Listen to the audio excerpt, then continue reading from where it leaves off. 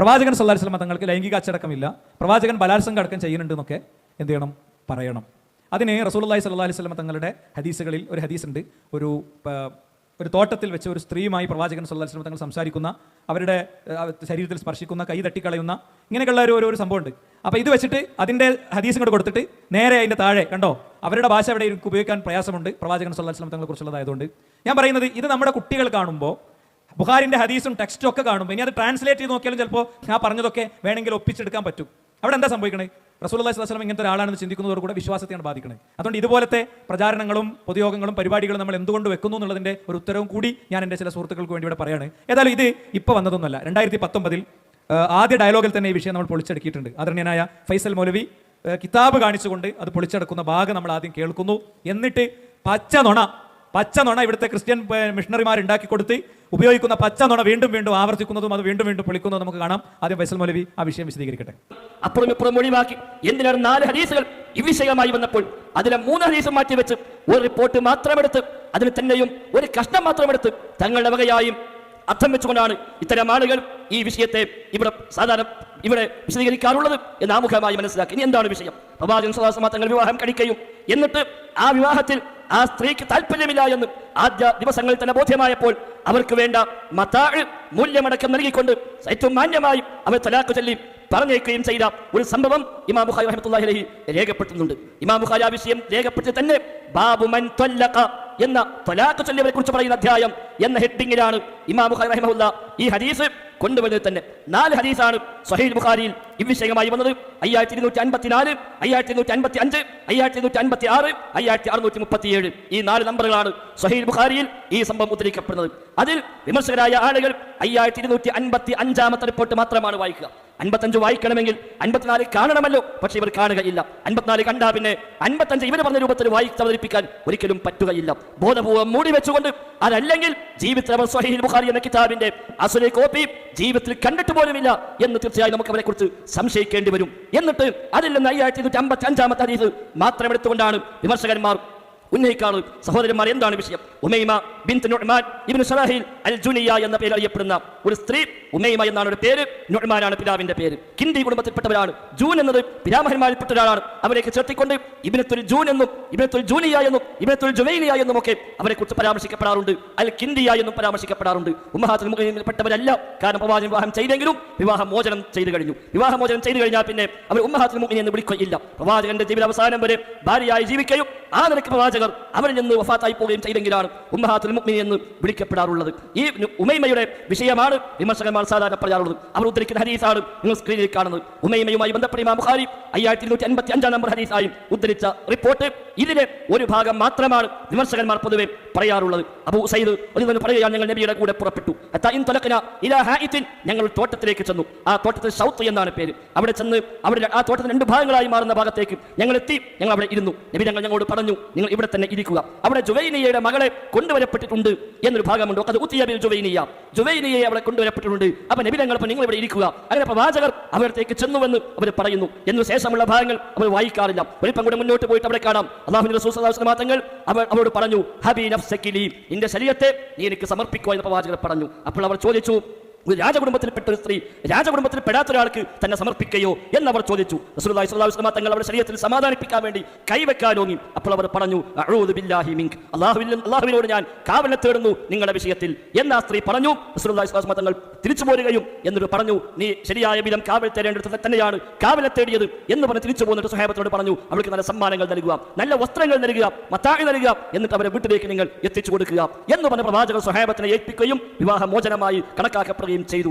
ഇതാണ് അവർ ഉദ്ധരിക്കുന്ന ഹദീസ്. ഇത് മാത്രം എടുത്തിട്ട് കണ്ടോ, നബിയും സ്വഹാബത്തും തോട്ടത്തിലേക്ക് എത്തി. അവരുടെ പെണ്ണിനെ കൊണ്ടുവന്നു. നബി തങ്ങൾ സമീപിക്കാൻ ശ്രമിച്ചു, കൈവെക്കാൻ ശ്രമിച്ചു. അവർ കാവലിനെ തേടി. നബി തങ്ങൾ പിന്മാറിപ്പോന്നു എന്നൊക്കെ. ഓഹോ, എന്താ ഇതാണോ പ്രവാചകർ? ഇത്തരം ആളുകൾ നേരത്തെ ഇവിടെ വിശദീകരിക്കപ്പെട്ടതുപോലെ ധാർമ്മികതയ്ക്ക് കൃത്യമായ നിർവചനം പോലും പറയാൻ കഴിയാത്തവർ ഇതിലെങ്ങനെയാണാവോ അധാർമ്മികത കാണുന്നത് നമുക്കറിയില്ല. ഉഭയകക്ഷി സമ്മതമുണ്ടെങ്കിൽ ആകാമെന്നാണല്ലോ. സമ്മതമില്ല, പിരിഞ്ഞുപോയി എന്ന് വിചാരിച്ച പോലെ പിന്നെ എന്തിനു വിമർശിക്കണം സഹോദരന്മാരെ? ഇത് എന്താണ് വിഷയം? 5255 നമ്പർ ഹദീസാണല്ലോ ഇത്. തൊട്ടുമീരെ 5254 നമ്പർ ഹദീസ് ഉണ്ട്. അതിനു മുമ്പ് ഈ ഹദീസിൽ തന്നെയും അവർ പറയാതെ പോകുന്ന ഭാഗമുണ്ട്. അതാണ് പ്രത്യേകം ഹൈലൈറ്റ് ചെയ്ത് സ്ക്രീനിൽ നിങ്ങൾ കാണുന്നത്. അവിടെ കാണാം, അവിടെ ഇരിക്കാൻ നബി ഞങ്ങൾ അങ്ങോട്ട് പോയി. വഖദ് ഉതിയ ബിൽ ജുവൈനിയെ കൊണ്ടുവരപ്പെട്ടിട്ടുണ്ട്. ഫഉൻസിലത് ഫീ ബൈത്തിൻ ഫീ നഖ്ലിൻ ഫീ ബൈത്തി ഉമൈമ ബിൻത് നുഅ്മാൻ ബിശറാഹീൽ. ഉമൈമ ബിൻത് നുഅ്മാൻ, ഇവിടെ പേരാണ് ഉമൈമ, നുഅ്മാന്റെ പുത്രി ഉമൈമ. ആ ഉമൈമയുടെ വീട്ടിൽ അവർ കൊണ്ടുവന്നപ്പെട്ടിട്ടുണ്ട്. സ്വന്തം ഉമ്മയും ബാപ്പയുമുള്ള വീട്ടിൽ അവളുടെ മകൾ നബിയുടെ വധു അവരെ കൊണ്ടുവന്ന് തയ്യാറാക്കി വെച്ചിരിക്കുന്നു. നബി ഞങ്ങളുമായി ജീവിതം ആരംഭിക്കാനാണ് കയറി ചെല്ലുന്നത്. തന്റെ ഭാര്യയുടെ വീട്ടിൽ ആ ഭാര്യയുമായി ഒന്നിച്ച് താമസം ആരംഭിക്കാൻ വേണ്ടി ചെന്നതിന്റെ ഈ ഭാഗത്തെ മൂടി വെച്ചുകൊണ്ടാണ് അവർ പറയാറുള്ളത്, ഇതാ തോട്ടത്തിൽ കയറി പിടിച്ചു. തോട്ടത്തിലല്ല, തോട്ടത്തിൽ വീടുണ്ട്. വീടാഴുതാം, ഈ ഭാര്യയുടെ വീട് ഭാര്യയുടെ വീട്ടിലാണ് നബി തങ്ങൾ ചെല്ലുന്നത്. സ്വഹാബത്തിനെ പുറത്തിരുത്തി, കാരണം ഭാര്യ വീട്ടിലേക്ക് പോവുകയാണ്. അവിടെ ചെന്ന് ഭാര്യ വീട്ടിൽ ചെന്നു. ആ ഭാര്യ അവിടെ ഉണ്ട്, പക്ഷെ അവർക്ക് വിവാഹം ഇഷ്ടമില്ല. അതുകൊണ്ട് അവർ അവിടെ ഈ നിലക്ക് പ്രതികരിക്കുന്നുവെന്നാണ് ഈ റിപ്പോർട്ടിൽ കാണുന്നത്. ഇതിനെയാണ് അവർ ഒരു കഷ്ണം മാത്രം എടുത്ത് വിമർശിക്കുന്നത്. തൊട്ടപ്പുറത്ത് 5254 നമ്പർ ഹദീസ് ഇത്തരം വിമർശകന്മാർ കണ്ടിട്ട് പോലുമില്ല, കണ്ട ഭാവം നടിച്ചിട്ടില്ല. എന്താ അവിടെ? ഇമാം ഔസാഇ പറയാണ്, ഞാൻ സുഹരിയോട് ചോദിച്ചു, അയ്യു അസ്വാജുൻ നബി സ്വല്ലല്ലാഹു അലൈഹി വസല്ലം ഇസ്തആദത് മിൻഹു, നബിയുടെ ഭാര്യമാരിൽ ഏതോ ഒരു ഭാര്യ അള്ളാഹുവിനോട് കാവലത്തിട്ടുണ്ടല്ലോ, അത് ഏതു ഭാര്യയാണ് എന്ന് ഞാൻ ചോദിച്ചു സുഹരിയോട് എന്ന് ഇമാം ഔസാഇ പറയുന്നു. ഇമാം ബുഖാരി ഉദ്ധരിച്ചതാണ്. നബിയുടെ ഭാര്യമാരിൽ ഏതു ഭാര്യയാണ് കാവലത്തേടിയത് എന്ന്. ഏതു ഭാര്യയാണ്? ആ പ്രയോഗം തന്നെ മതിയല്ലോ. അപ്പോ എന്താ സംഭവം? റസൂല് ഏതോ ഒരു പെണ്ണിനെ കയറി പിടിക്കാൻ ശ്രമിച്ചു എന്ന് പറഞ്ഞതിന്റെ യാഥാർത്ഥ്യമാണ്. ഇതിന്റെ ബാക്കിയുണ്ട്. നിങ്ങൾക്ക് എല്ലാവർക്കും യൂട്യൂബിൽ വിസ്ഡം ഡയലോഗ് തിരൂർ എന്ന് സെർച്ച് ചെയ്താൽ ഇതുമായി ബന്ധപ്പെട്ടുള്ള മൊത്തം പ്ലേലിസ്റ്റുകൾ, അവിടെ മാത്രം ഞങ്ങൾ 7ഓളം തട്ടിപ്പുകൾ പിടിച്ചിട്ടുണ്ട്. അതിനൊന്നും മറുപടി വന്നിട്ടില്ല എന്നുള്ള വേറെ കാര്യം. അപ്പോൾ ഏതായാലും റസൂലുള്ളാഹി സ്വല്ലല്ലാഹു അലൈഹി വസല്ലം വിവാഹം കഴിച്ച സ്വന്തം ഭാര്യയാണ്, ഭാര്യയുടെ വീട്ടിലാണ്, ഏതോ ഒരു തോട്ടത്തിലല്ല. അത് തന്നെ ഇഷ്ടമില്ല എന്നറിഞ്ഞപ്പോൾ, ഉപ്പയുടെ താല്പര്യപ്രകാരമാണ് കല്യാണം കഴിച്ചതെന്ന് അറിഞ്ഞപ്പോൾ അവരെ തിരിച്ചയക്കുകയും ഏറ്റവും മാന്യമായിക്കൊണ്ട് അവർക്ക് മത്തായി നൽകിക്കൊണ്ട് തിരിച്ചയക്കുകയും ചെയ്തു എന്നുള്ളതടക്കമുള്ള ഒരു വിഷയത്തെയാണ് ഏതോ ഒരു പെണ്ണിനെ കയറി പിടിക്കാൻ ശ്രമിച്ചു എന്ന് പച്ചക്കള്ളം പറഞ്ഞത്, കോട്ടിമാട്ടിയത്. എന്നിട്ടോ മാത്രമല്ല, ഇതിനുശേഷമുള്ള ബാക്കി കാര്യങ്ങളൊക്കെ അവിടെ വിശദീകരിക്കുന്നുണ്ട്. അവസാനം ഈ സ്ത്രീയെ സംബന്ധിച്ചിടത്തോളം അവർ ചില തെറ്റിദ്ധാരണകൾ നിമിത്തമായിരുന്നു അത് പറഞ്ഞത് എന്നും പിന്നീട് അവർ തന്നെ റിഗ്രറ്റ് ചെയ്തതായിട്ടൊക്കെ നമുക്ക് റിപ്പോർട്ടുകൾ കാണാൻ സാധിക്കും. ഏതായാലും ഈ വിഷയം നമ്മൾ കൃത്യമായി, ഇത് ഡയലോഗ് 10ാം എഡിഷൻ ആണെങ്കിൽ 1ാമത്തെ ഡയലോഗിൽ ഞങ്ങൾ ഇത് പൊളിച്ച് കയ്യിൽ തന്നിട്ടുണ്ട്. ഞങ്ങൾ പിന്നാലെ കൂടി എന്തിന് നിങ്ങൾ ഈ തട്ടിപ്പ് നടത്തി, എന്തിന് നിങ്ങൾ ഇല്ലാത്ത തെളിവുകൾ ഉണ്ടാക്കി, എന്തിന് നിങ്ങൾ കോട്ടിമാട്ടി, എന്തിന് നിങ്ങൾ തൊട്ട് മുകളിലും ശേഷവുമുള്ള ഹദീസുകൾ കട്ട് ചെയ്തു മാറ്റി, അതുപോലെ തന്നെ അതേ ഹദീസിലെ തന്നെ പകുതി ഭാഗം മുറിച്ചു മാറ്റി എന്ന് നമ്മൾ ചോദിച്ചു. പിന്നാലെ നടന്നു. അപ്പോൾ അവസാനം പിന്നെയും ഈ ഏതാനും വർഷങ്ങൾക്ക് ശേഷവും ഈ പറയുന്ന നുണയന്മാർ അവർ എന്താണ് ഈ സംഭവത്തെക്കുറിച്ച്, ഇതേ സംഭവത്തെക്കുറിച്ച് നമ്മൾ ഇതെല്ലാം പൊളിച്ചു കൊടുത്തിട്ടും ഈ തെളിവുകളെല്ലാം കൊടുത്തിട്ടും അവർ പറയുന്നത് എന്താണ് എന്ന് നിങ്ങൾ കേട്ടോളൂ.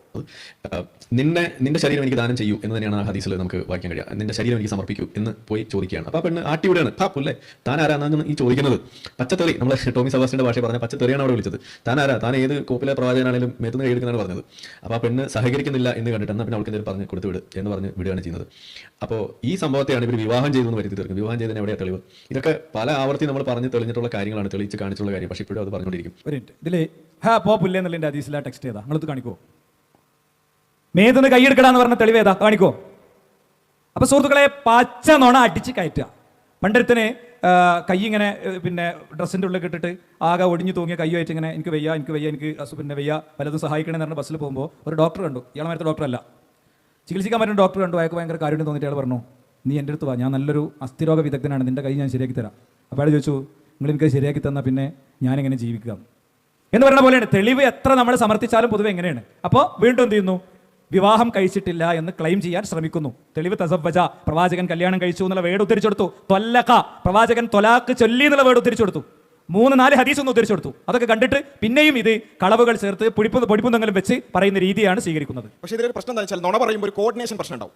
കാരണം ഇവർ ഈ നുണയന്മാർ പല സ്ഥലത്ത് നിന്നിട്ടാണല്ലോ ഈ നുണകൾ പറഞ്ഞുകൊണ്ടിരിക്കുന്നത്. ഇതിൻ്റെ ഇടയിൽ ചെറിയൊരു കോർഡിനേഷൻ പ്രശ്നം സംഭവിച്ചു. വേറൊരാൾ ഇത് പറഞ്ഞപ്പോൾ അയാൾ ഇത് ഇങ്ങനെ കല്യാണം കഴിച്ചിട്ടുണ്ട്, ഈ സംഭവവുമായി ബന്ധപ്പെട്ടുകൊണ്ട് കല്യാണം കഴിച്ചിട്ടുണ്ട് എന്ന് ഹദീസിലുണ്ട് എന്ന് വേറൊരാൾ പറഞ്ഞു പോയി. അപ്പോൾ നുണ പറയുമ്പോൾ അങ്ങോട്ടും ഇങ്ങോട്ടും കൃത്യമായ കോർഡിനേഷൻ ഇല്ലാത്തൊരു പ്രശ്നമാണ്. ആ പറഞ്ഞു പോയ ഭാഗം നിങ്ങൾ കേട്ടോളൂ. അതിൽ ഞാൻ പറയുന്നുണ്ട് കല്യാണം കഴിഞ്ഞ് കൊണ്ടുവന്നതാണ് എന്ന് ഹദീസിലുണ്ട് എന്ന് ഞാൻ പറഞ്ഞിട്ടുണ്ട് കേട്ടോ. അപ്പോൾ നമ്മളത് പറയാതെ എന്നല്ല വിമർശനം നടത്തുന്നത്. അഥവാ മുപ്പർക്കൊക്കെ മനസ്സിലായി പിന്നെ വിമർശനം നടത്തുന്നത്. അപ്പോൾ ഏതായാലും ഇത് നമുക്ക് ഈ കോർഡിനേഷൻ പ്രശ്നം കൃത്യമായിട്ട് മനസ്സിലാക്കാൻ ഈ രണ്ട് നുണയന്മാരും പറയുന്ന കാര്യങ്ങൾ നേരിട്ട് ഒന്ന് മിക്സ് ചെയ്തൊന്ന് കേട്ടോ.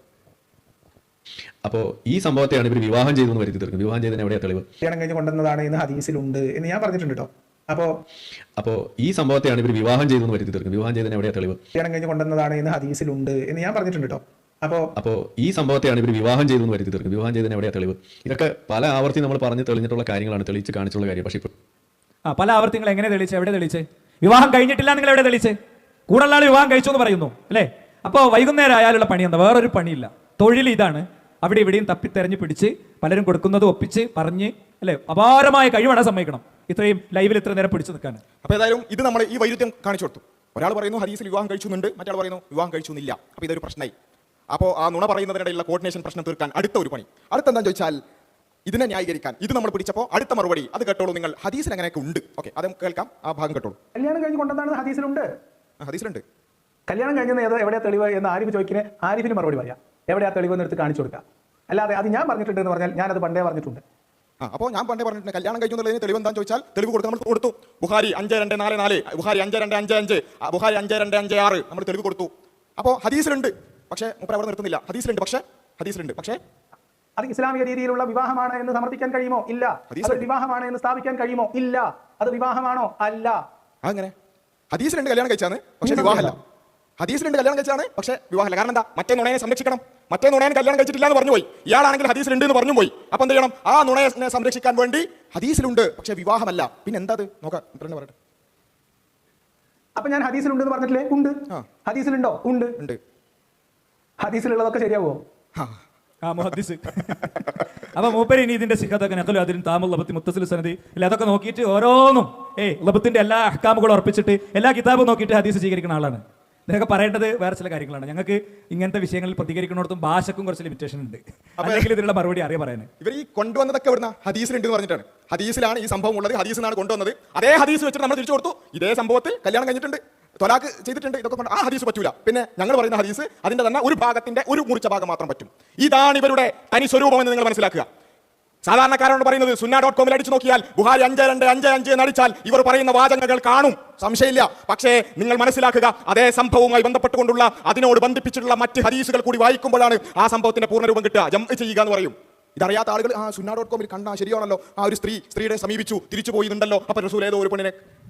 ഇതാണ് യാഥാർത്ഥ്യം എന്ന് പറയുന്നത്. ഒരു വിവാഹം കഴിച്ച എന്നാൽ താല്പര്യമില്ലാതിരുന്ന ഒരു സ്ത്രീ, ആ സ്ത്രീക്ക് താല്പര്യമില്ല എന്ന് പറഞ്ഞപ്പോൾ ഏറ്റവും മാന്യമായി തിരിച്ചയച്ച സംഭവത്തെയാണ് ഇത്ര വികൃതമായി ഇവർ ഈ രൂപത്തിൽ പറഞ്ഞുകൊണ്ടിരിക്കുന്നത്. ഇത് നമ്മൾ പിടിച്ചു, കയ്യോടെ പിടിച്ചു, മാപ്പ് പറയാൻ പറഞ്ഞു. അവസാനം പറഞ്ഞെന്താ വെച്ചാൽ ഇങ്ങനെയുള്ള സാധനങ്ങളൊക്കെ ഞങ്ങളുടെ ഒരു എക്സ് മുസ്ലിം സൈറ്റിലുണ്ട്, അത് ഞങ്ങൾ പറയും, അതിനപ്പുറത്തേക്കൊന്നും ഞങ്ങൾക്ക് നോക്കാനൊന്നും കഴിയൂല, ഞങ്ങൾ വേണമെങ്കിൽ നുണയാണെങ്കിൽ നുണയും പറയുന്നതാണ് അവസാനമുള്ള പ്രഖ്യാപനം. അതേതായാലും സത്യസന്ധമായ ഒരു പ്രഖ്യാപനമാണ്. ഞങ്ങൾ നുണ പറയും എന്നൊരു പ്രഖ്യാപനമെങ്കിലും സത്യസന്ധമായി നടത്തിയതിന് എല്ലാവിധ അഭിവാദ്യങ്ങളും നേരുന്നു. ആ പ്രഖ്യാപനം നിങ്ങൾ കേട്ടോളൂ. മേൽനോട്ടത്തിലാണ്.